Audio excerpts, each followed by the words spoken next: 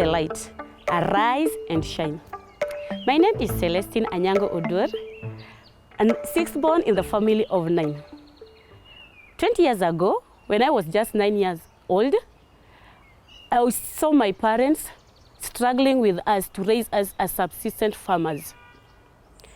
We could squeeze mangoes during mango season and apply them in our faces and our body as body oil.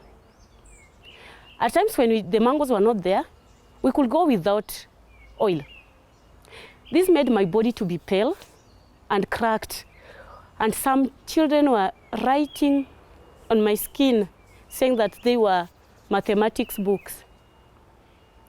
I saw my elder sisters dropping out of school to work as house help to support the family. This was very common in my village, as other children were also dropping out, and some were getting married at the age of 13 years old. I purposed in my life not to drop out, but to support myself and my family as I go to school. I could sneak out of school and walk 5 kilometers with a basket full of mangoes to sell in the nearby markets. I got to high school. Here, I reported late, so I was forced to do agriculture, this good-for-nothing subject. I wanted to be a doctor, not a farmer. The first exams, I got 34%. This was not my grade. So because I had to change my attitude that I may become who I really wanted to be. So here, after changing my mind, renewing my mind and changing this attitude towards this subject, I learned something. Just as human beings, plants also need doctors. They become sick.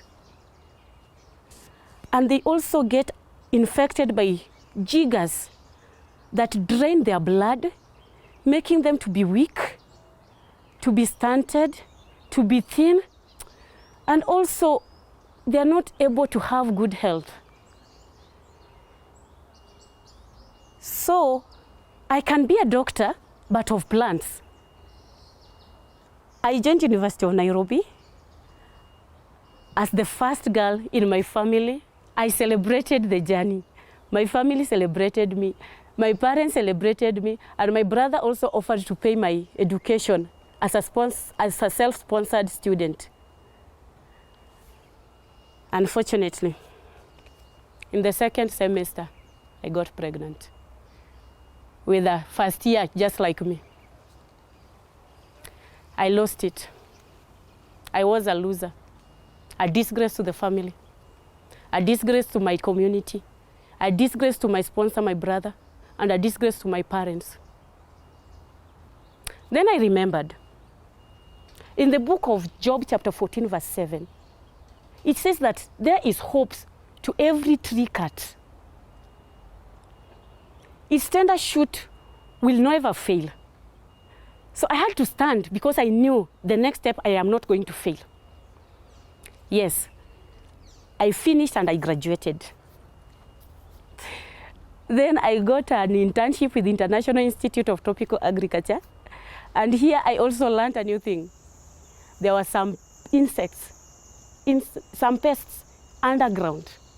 Because of their effect, there was yellowing, stunted, and all the things that I used to see.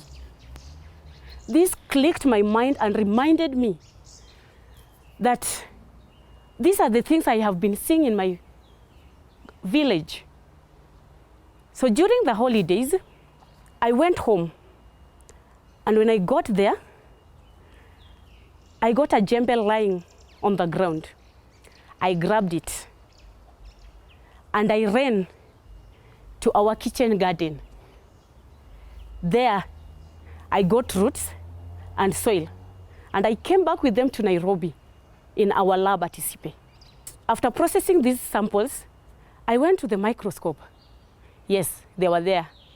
These tiny, microscopic, transparent, thin worms they are walking. They came from our roots. So these are what have been feeding on our roots. I realized that agriculture was the backbone, especially plant health, is the backbone of the economy of not only my society, but also the nation and the world as a whole. Creation, life, growth, and good health happens under the ground, in secret. This means that soil health should be given greater attention. As much as we are looking at the above ground pests and diseases, we should also get inside and see what is there.